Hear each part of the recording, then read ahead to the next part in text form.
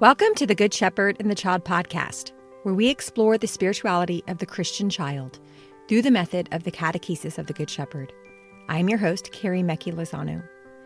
Today we have Claire Paglia and Cecilia Drabbant on the podcast to continue this series that we started last episode on freedom and responsibility. And today we're specifically going to look at freedom and responsibility and how it looks with the first plain child. That's the 0 to 6-year-old.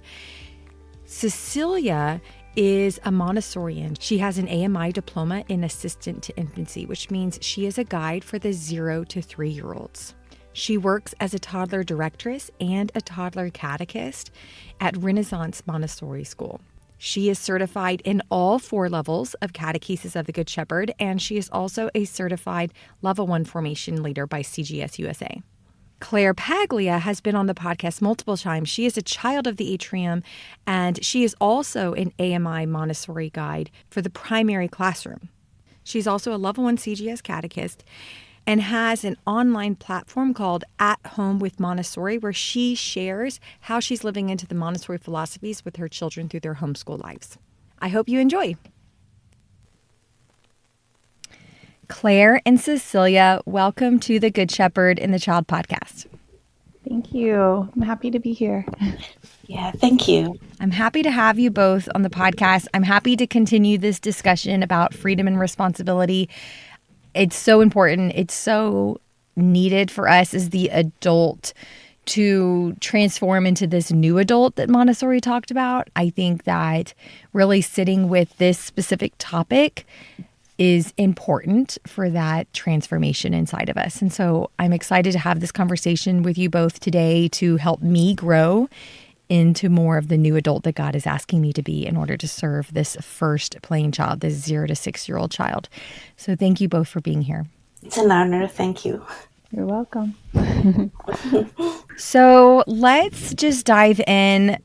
I would love to hear from you how freedom and responsibility, how does it look when we're just looking at the first plain child, when we're just looking at the child that is from 0 to 6 years old? What does freedom and responsibility look like for them? So I think from a 3 to 6-year-old perspective, but it can also fit for below that, it's really important to keep in mind what is developmentally appropriate for the young child. So things that, if we go back to the planes of development, which we've all read and studied about many times, to really just keep that in the forefront of our minds when we're trying to also set up what are the freedoms and limits that we're wanting to have in the atrium. So keeping in mind things like that the child is learning actively through movement. So movement should be part of the atrium session, right? The child should be able to get up and move with their work. And I know, Cecilia, you could share too about for the toddlers, but movement is such a key piece of what we do in the atrium. Yes, yeah. So especially with the toddlers, movement is a very key for them because they are still developing. So they still develop how to walk. They may be able to walk, but they still learning how to move their hands, control their voice. So their movement is really key for the toddlers. Because every time they move, all the nerves in their system is also connecting and create a myelination for the nerves to be able to support their intellectual growth too. So it's very important for the toddler especially to move around in the atrium freely, to choose one work from the other work with so much freedom. I like that y'all are lifting up the expectations of the adult needs to first be checked. We need to understand the characteristics of who this child is first, really study who is this child so that our expectations are in alignment with what they are actually capable of. Yes. Definitely. Yes. So movement, that's one. What other characteristics? I know there's many. I think another big one for the first plain child is order. So in the atrium, care of the environment is really key, and making sure that everything has a specific place that it consistently stays so that the child is able to find that material. And then we can assist the child with returning it back where it goes. And Cecilia, I know for the toddlers, it shifts a little bit because sometimes they may work at the shelf, but order is still really important for both age groups, 0 to 3 and 3 to 6. That's another one of the limits, right? Is when we've prepared the space, then it's ready for the child to experience what we have to offer. Yes, so order, the child have a strong sense of order in their system. So actually when we help the child to have order in the atrium or in the environment, it satisfies the child if we help them to have order in the atrium. So like Claire said, when you put things at the same place in the atrium, the child can find the same material at the same place where they expect it to find. It will help them a lot. To help a toddler in the atrium to have a sense of order is very important also. To assist the child to have order in the atrium, it's very important to introduce it since the beginning of the atrium. So when the child enters the atrium, they can freely choose what they want to do. And then we present with the child to help them work with the materials that they choose. So the child have the opportunity to repeat as much as the child like until the child feel they master the work that they choose. And then we guide the child to gently put them back to the shelf and then offer the child to choose another work. So when we introduce the child to gently put back the work that they chose to the shelf, we help the child to create a sense of order. From the beginning, they're able to choose and then to work and to put it back. So we introduce the child to have that order early in the atrium. Then the child will be satisfied to be able to continue to do that in the atrium. But the way as an adult we introduce that to the child needs to be in so much respect and gentle and understanding and with some humor also. So the child feel free, So when the child, for example, refused to put it back to the atrium, we would gently using humor and then assist the child to put it together with us. We help the child to put together. And also when we introduce the child work in the atrium as a toddler is so much different with level 1 children, because with the toddler, we introduce more of a collaborative work. We take turn. I will show it to you first and then you will get your turn to work on it. So when we use this kind of language, the child will be more willing to cooperate with us. But at the beginning, the child needs to be the first one that choose which work that they like to work. Because when we are the one that choose the work for the child, mostly there will be resistance. Sorry. I feel like order is really important to pay attention to in regards to the non-physical things as well. Like I'm thinking about the order that you typically have your atrium. Like I remember a friend of mine who's in toddler atrium in Arizona was talking about the beginning of their year, a child that was returning to the toddler atrium was very upset when they were not having their communal meal at the end of their time together, because that was his order. That's what he was used to. And so you had messed up his order. And so it was harder for him to have that sense of security within the space or order within the who are the adults in this space. So if your catechist or your assistant catechist are different on a regular basis, it messes with that sense of order inside the child. So I think these things are important for us to pay attention to in regards to freedom and responsibility, because it is our job to create an environment that is conducive to the child's characteristics and needs, and to know that they are sensitive to order helps with that. Yes. Yeah. Definitely. And I think there's also, I love what you said, Cecilia, because in the level 1 atrium, we also offer scaffolding. It's not that we expect them to come in from the get-go and be able to just take care of everything on their own 100%, right? And so, while you do have the collaboration in the toddler community, you would also have the same collaboration. It would just look a little bit different, right, in level 1. So if a child is having a hard time putting something away, we would definitely work through that together. Like, oh, maybe can you take the picture and I'll do the bowl? Or would you like to try this and then I can do that? Or you tell me which part I should do and then you can choose which part you're going to do. So just figuring out what level of scaffolding the child needs in order to be successful is really important. Because I think sometimes adults just assume that because it's a Montessori-based environment, that means the children are fiercely independent and can just do it all no matter what. But that independence comes over time. It's not something that's immediate. So we have to be able to offer that freedom within limits of, okay, the limit is the material needs to get put away, but it doesn't have to be a punitive action to get that to happen. We can work together as a team. Yeah. Right. I like that. I like the way you offered them a choice of how you were going to help. I'm imagining we had a child that spilled a whole bunch of beans in their spooning this week. And so, the natural response of the adult is to jump in to help the child pick up all these beans, right? So first giving them the dignity of allowing them to pick up their own beans. Yes. But it's a lot of beans. Yes. It was a lot of beans. We probably should not have had that many beans in the bowl, but so that offering, how do you want me to help you? Do you want me to pick up some of the beans with you? I like that offering for them to decide how you, as the adult, could help them in that situation. Yes. It's because to have freedom, the child needs to have independence, to be able to be independent in doing certain things. And to add a little bit with toddlers, they want to be independent because we are created to be independent. To have freedom is a part of it, to have an independence, to be able to choose, to be able to do things independently. So with the toddlers, I think one of the things to help their independence is to give them choices to choose.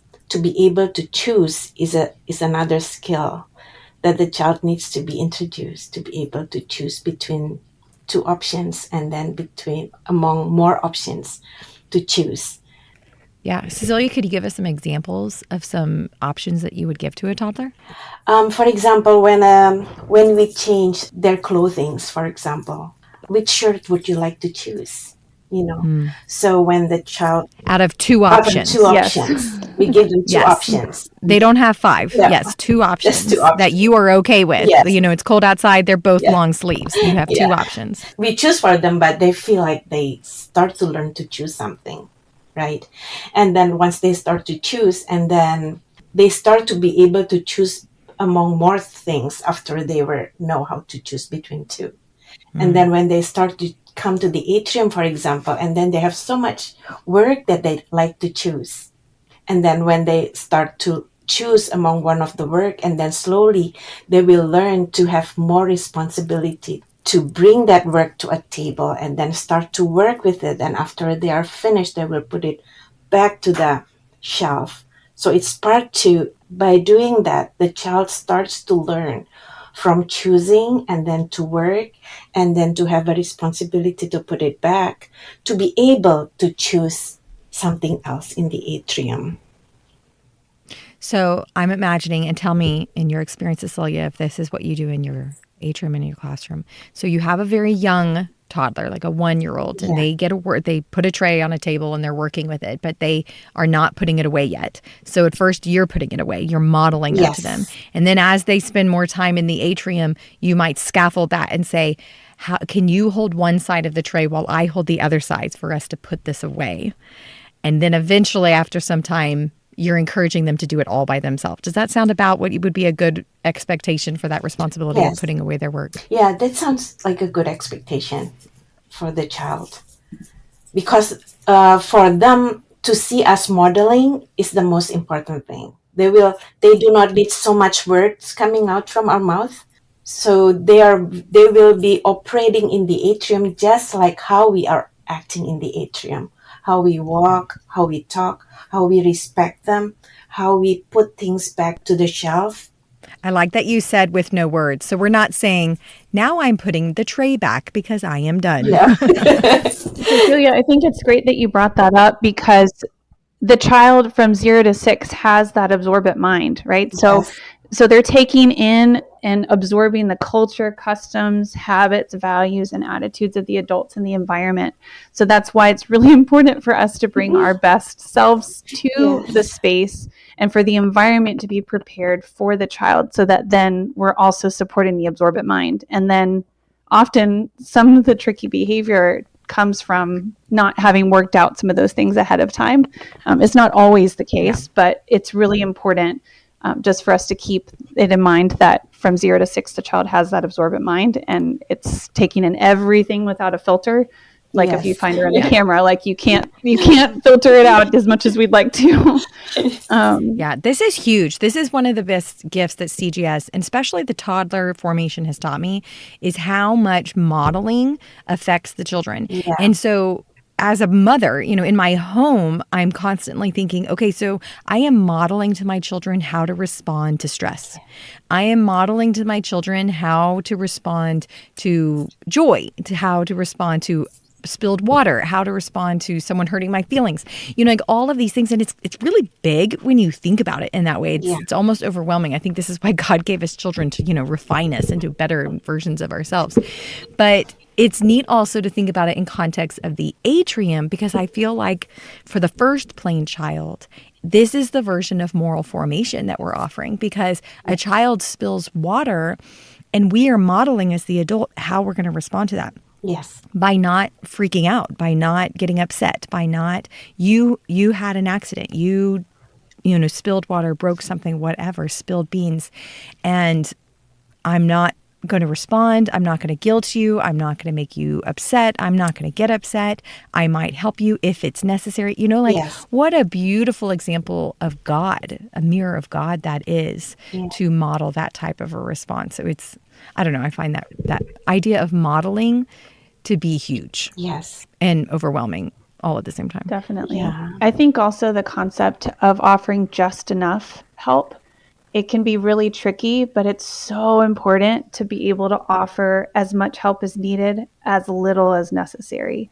And so things like taking that moment to observe and give the child the chance to figure it out, kind of wait and see if your help is really needed. There was a story that in my Montessori training, the trainer told about this really small child having filled a bucket to the brim and with water and was needing to get it to the door to take it outside. And she's watching this child and resisting every urge to not come over and say, "Can I help you carry that to the door?" And so, but the child would push it a little bit, the water would slosh, and then it would settle, right? It didn't come out of the bucket, but the child, and he had a system, and she watched this child for minutes on end, push a little bit, water would slosh, then it would settle, and then then this child was able to eventually get it to the door with very little spilling without interference from an adult. And so it was a really beautiful example to me of taking that time to wait a beat and just see, like, what are they going to do? How are they going to figure it out? And not imposing our will on the child, because that's a huge piece of what's happening for a child from 0 to 6 is the will is developing. So that's that shift you might see from toddler to level 1, is to see this shift where the will is now, it's more conscious, right? So the child is having to figure out how to balance that, whereas it's more of a subconscious thing for toddlers, but the will is definitely there. We know that for sure.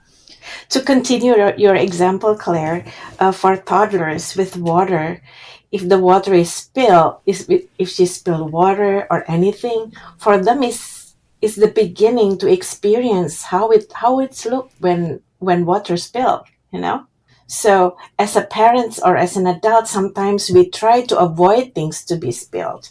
We want to protect the child to get wet, but actually we just want to protect ourselves to have the work to change their clothing. But for the child, it's good to experience wet. They see how water spill, and then that's why sometimes children like to spill water to the floor all the time. They just want to see how the water is flowing down from the table to the floor. Everything is a learning from them to see. So we also, when things like that happen, we don't have to be rushing to dry the water, or, we can just slowly let the child to see how is the water drops. And then we show them how to get a cloth and how to dry it. So the children can see how to manage when things like that happen. But everything we do with the toddler has to be very slow. Our movement has to be very slow. Our reaction with them also very slow and calm. So the child know that it's okay. Water spilling, it's okay. So the child see, oh, so now I need to get a cloth and dry them, and then it makes the child do not see it as an accident. Eventually, the child will know that they don't want things to get spilled. We don't need to tell them. They know the water needs to stay in the bucket because they are still growing with their muscles, with all capacity. Everything is very slow for them to see and how to react. And we don't want to startle the child to have the same pace like them. We talk slowly so they can hear what we say. And then we look at their eyes and we wait them to communicate what they think they want to communicate to us. Sometimes we don't understand what they're saying, and then we try to give the word to them, and then they are going to be very happy when we try to understand what they're saying. So yeah, things like that has to be super, super slow. So as you're working with either the toddler or the level 1 child, so any child within the first plane, we've talked about how you could help create this system of freedom and responsibility, using modeling, delaying, intervening to see if the child has, grows in that sense of responsibility on their own without needing the extra words or guidance. What are some other things you might say or some other things you might do to help the child grow in that sense of responsibility? I think in level 1, sometimes tricky behavior stems from a lack of purposeful work. And so part of what I might do in that dynamic, because we definitely have a couple of children right now that really need help getting started in the atrium. And so part of it is, let's work on this together. Oh, you know what? I don't think that prayer table has been washed in weeks. Would you be interested in scrubbing the table? Or, oh, you know what? Now we have a new color, right? Our season has just shifted. We're back into ordinary time. Can you change the cloth on the prayer table back to green?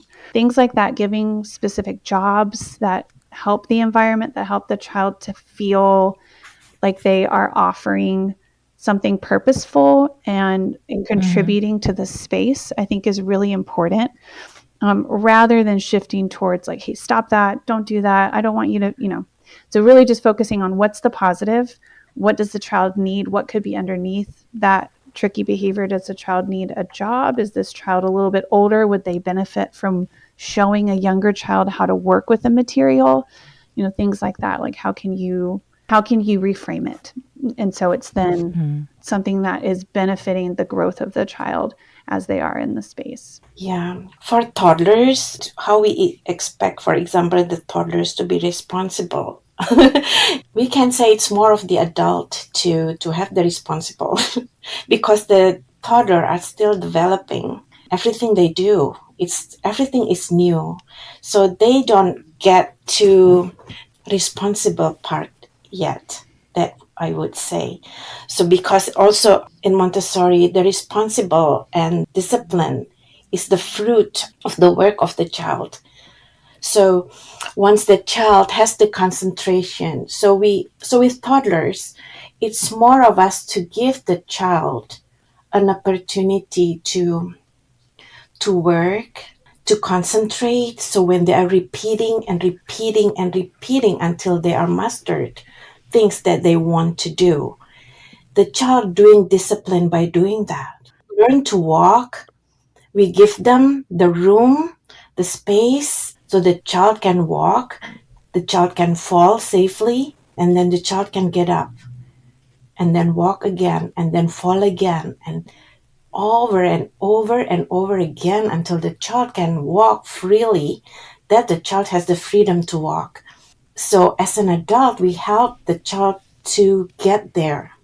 So once the child has that opportunity to repeat their work, to fall and to repeat and to make mistakes. And then anyone want to master something, they need to do some mistakes. So we give the child the opportunity to make mistakes, but we keep the child always safe. We prepare the environment to give the child the opportunity to do all of those. So that's because to have freedom and to have discipline is something that needs to be happening in the inside of the child. It's an inner work, concentrating and repeating and fall. So once the child has that in their system, after a period of adaptation and normalization, and then the child will achieve a spontaneous discipline from the inside. Because Montessori said that discipline is not from the outside imposed to the child, but has to be from the inside of the child. The child will achieve that discipline. Right. So our job as an adult with the youngest child is to help that inner discipline that the child already has. Everyone born with that discipline, actually. And we want to keep it, that order, that inner discipline that already present in the child, to continue growing and growing in their life. So not to expecting that the responsibility or the discipline for the child, because it's not conscious yet for them to be disciplined. It's not conscious yet for the child to have responsibility. It's not there yet. But we show them through our modeling when mistake happen, what we do, and then when the child get their independence, and then everything else will be falling into their space. So it will come into an atrium that the discipline is not happening because the adult is there to enforce the discipline, but the discipline present because the child has it in them to have the discipline. Yeah, I think I agree with you. I think that it looks very different for the toddler. And I think the modeling is just, I feel like it keeps going back to that, the modeling. And I feel like for the toddler, the 0 to 3 child, there's also so much more repetition. Yet we talk about in level 1, there's a lot of repetition, but it's more the child's repetition. In toddler, there's the child repetition, but there's also a lot of adult repetition. And because it takes them a while, like you said, to develop that self-discipline, that will, in order to not throw the ball in the atrium or whatever the issue is. So where the adult needs to repeat consistently, so before the child can finally have that self-discipline to not throw the ball, or again, whatever it is. So I've heard many great things, modeling and the scaffolding and giving purposeful work. I think that those are all great tools for our tool bags as we're working with the first plane child. And Claire, you were mentioning tricky behaviors, and I think that we need to kind of stop on that for a second because, we talk about children, and I love that you call it tricky behaviors and not bad behaviors, but can we dive into that a little bit and what sometimes is behind or beneath those behaviors within a child? Sure, we can definitely dive into that a bit. I think the quote that continues to come back to me is one by Dr. Ross Green, which is kids do well if they can. And so to really keep that in mind, that they can do well if they can. And if not, then it's a skill that they need help developing. So I feel like behavior is communication, and it's tricky sometimes to try to figure out what's underneath that. Sometimes it's that they really do need more directed support from the adult, or they need the environment to be more prepared for them so they're ready. And sometimes it's that transition just from leaving the parent to come into the atrium that is really dysregulating. And even if it's a peaceful transition, it is a transition. And so for some children, that can rev them up and then they can't figure out where they're going to settle. So I think it's just important to be really observant and also compassionate when you're approaching a child that's frequently dysregulated. We've had a couple over the years that do things like say they may want to do a procession, but yet they're using the cross that we would carry is being swung around, which is clearly not an option, right? So approaching that and just saying, hey, this isn't safe. So your option is to hold it like this, or we have to put it back. Yeah. So it's setting that limit. It's not just letting it go. And I think that's also a place that I've seen is a struggle, is for catechists to find that balance between rigidity and permissiveness. We want to thread the middle of that, right? We want to have clear, consistent limits because clear is kind. I think Brene Brown said that. And when children know what is expected of them, then they can cooperate a little bit more. So I think another thing that I look for is, how recently has a child had a new presentation? Perhaps they need something that levels them up a little bit. Maybe the work isn't challenging enough. I've had a couple of children that have stayed longer in level 1 than is typical. And so we've expanded some of the geography work. So instead of just maybe working with the puzzle map for Israel, I've invited them to trace it and to label it and to fill it in. And, maybe we're marking, the 3 cities that we talk so much about, but just really keeping an open mind for where does the child need more support from you and where do they need more connection back to the environment, and where does the environment need to be more prepared for where they are and how they're coming into the space. Yeah, I think that's great. And I think that book that Sister Maria Teresita lifted up in the last podcast, Positive Discipline in the Montessori Classroom, I think helps with a lot of that too, because she talks about what's behind behaviors, right? So you're looking at the whole person. This is that dignity of the person that we talk about so often within this work. You are looking at this child who it might be a completely different child than they were last week, because you don't know what's going on the other so many hours of the week that they're not with you. So we have to look at this child with new eyes every week and be able to observe what might be going on behind. I have one child in my atrium this year who, whenever I kind of feel like he's starting to get really dysregulated and get a little antsy, and I just spontaneously gave him a really good hug one time. And he did so much better after that. And so I was like, okay, that's going to be our go-to thing. So a few times now since then, whenever he seems like he's starting to get really dysregulated or he comes in dysregulated, I give him, and I try and count to 20, let's get that oxytocin released in this child. I give him a good hug try to get them to go for as long as 20 seconds. And I feel like it's made a huge difference for that child. Now, that's not the case for every child, but it's worked for this one. But I think helping to see that they're not misbehaving because they're quote unquote bad, which is what our culture has taught us. They're having that tricky behavior because something's going on. Maybe goes back to what we were talking about at the beginning of our conversation. Maybe their order of their day has been completely messed up. And it's taken that peace within them away, right? Or maybe they've had to be really still for some reason today, in the car more than most days or something like that. And so, again, they haven't had that need for movement met. Just different things like that can help us to see the layers that's really happening within the child. And so then as a catechist, how can we respond to that? Is it the hug? Or maybe they need a big work. Maybe they need that sweeping something in the hallway that goes from the left brain, right brain. You're crossing that axis and they're across the body, that heavy work that maybe they need that, or the purposeful work like what you were talking about, or maybe it's the one-on-one time or whatever it is.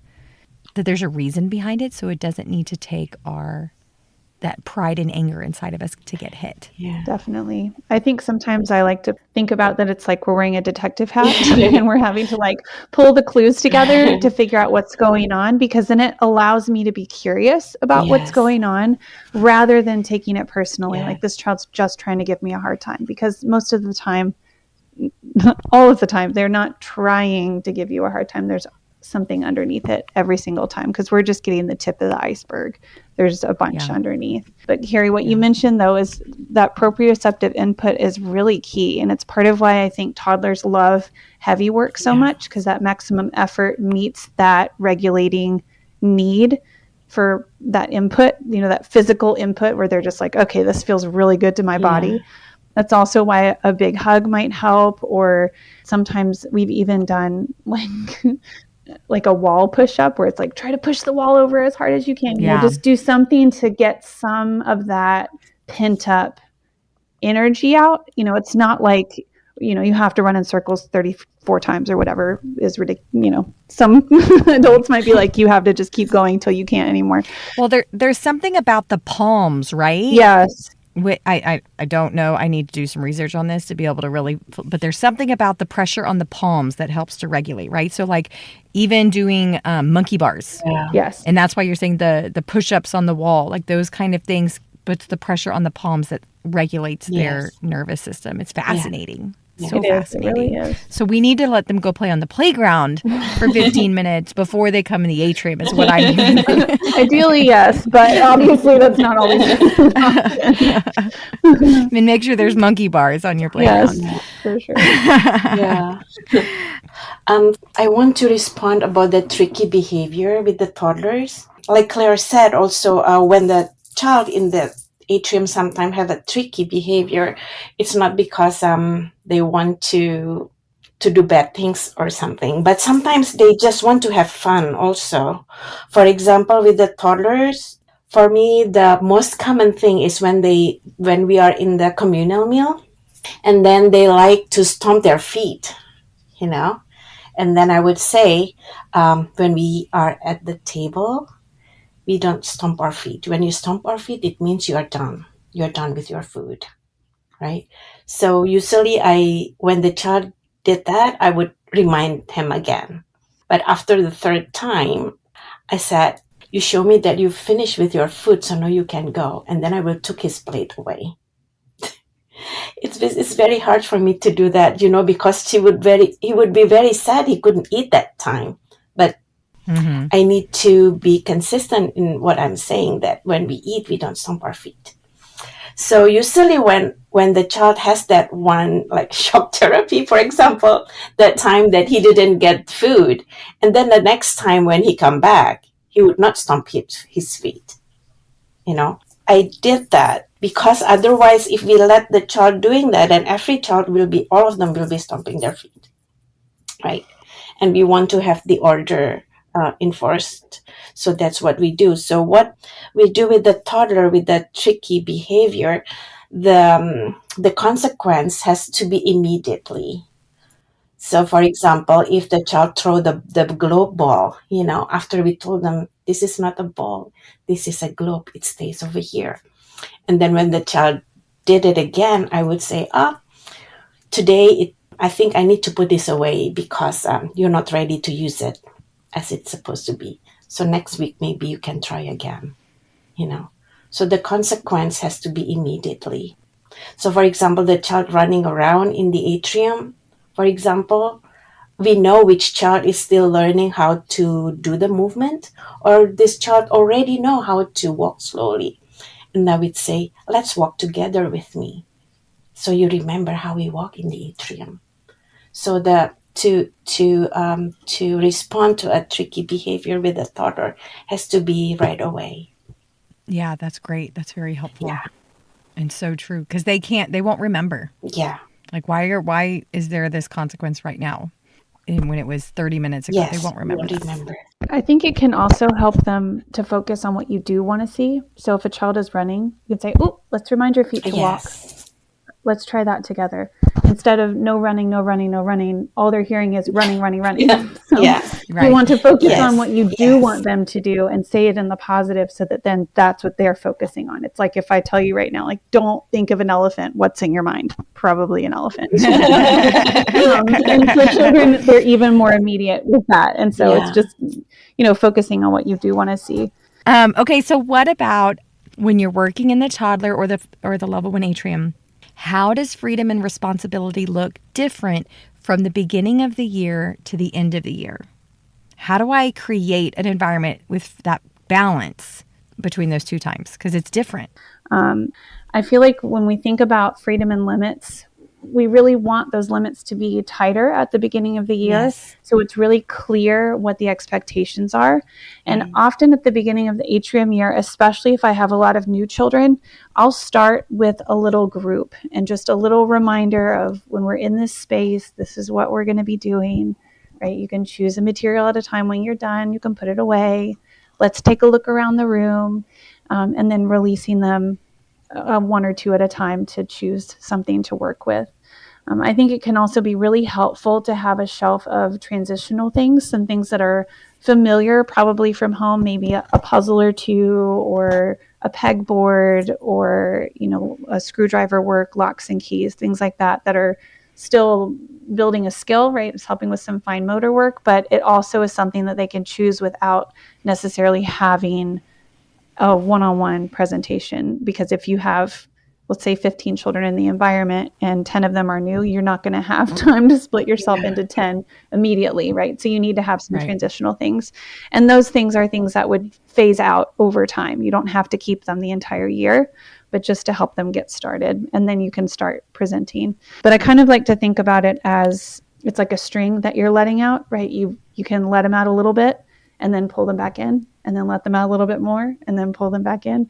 And so then over time, they can have more and more slack on that string, right? As they get used to the environment, they get used to the expectations, they get used to the work cycle, they can have more and more freedom. You can also think about it as concentric circles. So in the middle of that, if it's 3 circles inside of each other, it's like you're standing in the center circle, and the children who need you the most are going to be in arm's reach of you at all times. So, and it can be helpful to have an idea of the children in your environment and plot this out and figure out, okay, who needs to be the closest to me? What work are we going to do together?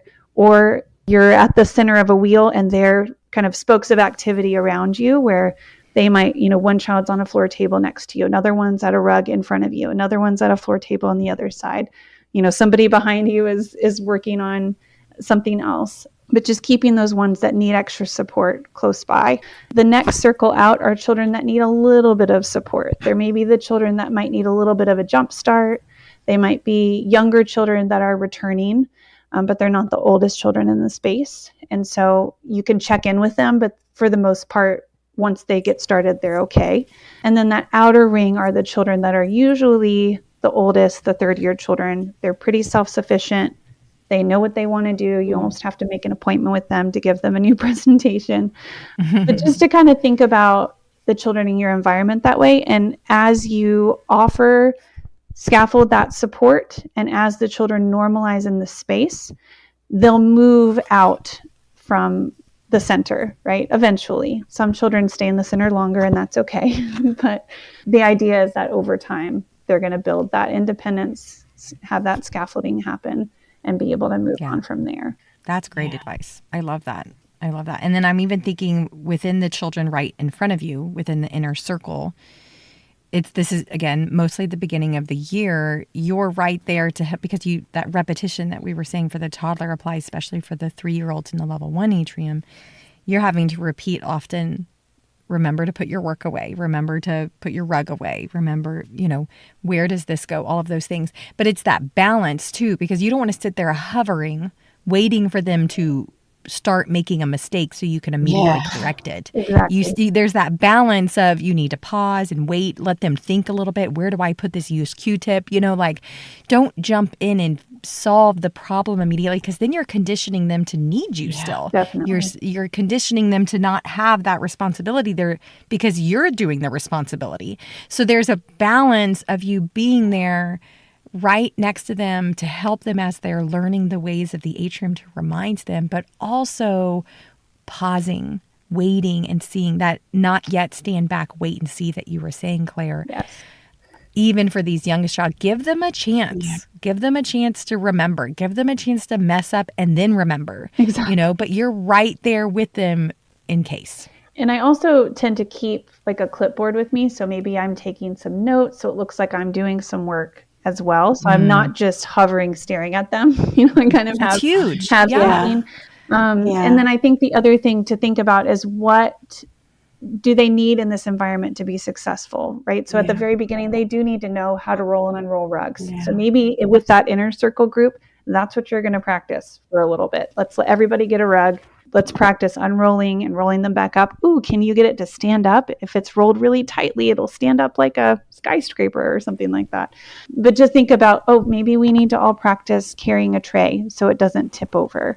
Things like that. But it's something that you'll eventually wean off of, right? You won't keep us, having a large group activity, or not activity, but a large group time at the very beginning. That's something you would do maybe a couple times and then wean off, and then just work with that youngest group that needs support. Yeah. Build them out from there. The other thing I find very helpful at the beginning of the year to help really establish this freedom and responsibility well is to have another adult, another formed assistant in the room. So I like starting the year with 3 adults if possible. I'm thinking about my space, my number of kids. But then I don't need 3 the whole year. When you have too many adults in the space, it's, we adults, we get antsy. We don't like not doing anything. It's really hard for us to just sit in the corner, even though that is the goal, right? We want to be useless in the atrium. So I like to start the year off maybe with an extra adult to help with the ways of the atrium that build that freedom and responsibility stronger, build up that muscle. But then, okay, we don't need you anymore. You can move on. We don't need 3 all year long. Yeah. With toddlers, when I get my training, she always said, prepare the environment. And when it's not working, you change the environment so the child will be responding the way you want them to respond. The preparing of the environment is important. So at the beginning of the year, we may not put so many materials out to the shelf, so the child, they are still coming for the beginning of the year. Otherwise, everything will be on the floor, right? You don't have time to put it back. So as a catechist, I also be told, just put out as much water that you are willing to clean. And just put as much as materials out as long as you want to put it back to the shelf, because you don't want to be stressed out. You have to be peaceful, and so everything we put out is just according our ability to work with it. I think that's a really important reminder, because in level 1, we do the same thing, especially when it comes to paper and how tempting it is for some children to just scribble, okay, good, another piece of paper, keep going. But I've repeatedly once our water supply is gone, that's it for our time. Once the paper is gone for that session, that's it. I'm not going to keep on refilling. So I think that's a really important thing to bring up about limits. Yes. Too, is what's a reasonable amount to have available. Yes. And why we have a limited quantity of things. We don't have 5 mustard seed materials out. We have just 1. Right. That kind of thing. Yeah. Right. I like what your person said, though, your formation leader said about if there's something wrong, check the environment. That just goes back to how different this work is from a culture. We're not looking at the child saying, what's wrong with you? We're looking at the environment, which includes the adult, and saying, okay, what do we need to change here? That's where we need to look first. I like that. Yeah. Is there anything else that you guys want to lift up about freedom and responsibility for the first playing child before we finish today?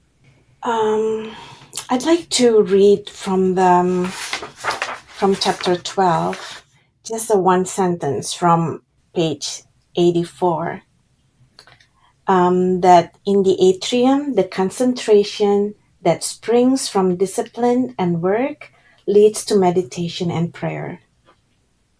So this is the goal toward which the child strives in order to encounter God.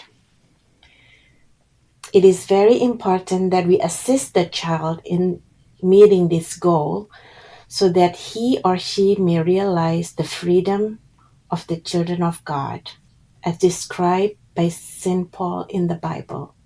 The creation itself will be set free from its enslavement to decay and will obtain the freedom of the glory of the children of God. So beautiful. I love the way she was able to connect this whole topic of freedom and responsibility to prayer, to our relationship with God. I think that's how important this is. Yeah. Well, thank you. Thank you, Cecilia. Thank you, Claire. I really appreciate y'all joining me today. I'm happy to be here. Thank you. Thank you all for listening to this week's episode of the Good Shepherd and the Child podcast. In our show notes, you will find a plethora of links to help you to dive into this really beautiful, deep, onion-like subject even more. So I have some podcast episodes that you can listen to that link to this, as well as episodes that we've had Claire on in the past, including about the 4 planes of development. I have some blog articles that were written by Carolyn Colehouse, who is a CGS Catechist and Formation Learner, as well as a Montessori guide, where she is speaking into this topic of freedom and responsibility. And I also will put the link to the Jana's book that we've been referring to throughout this series, Nurturing the Whole Child. This podcast is sponsored by the United States Association of the Catechesis of the Good Shepherd. If you would like to know more about the Catechesis of the Good Shepherd, or if you would like to become a member, please go to cgsusa.org. Thank you all for listening. We will see you in 2 weeks. Go and fall more deeply in love with God.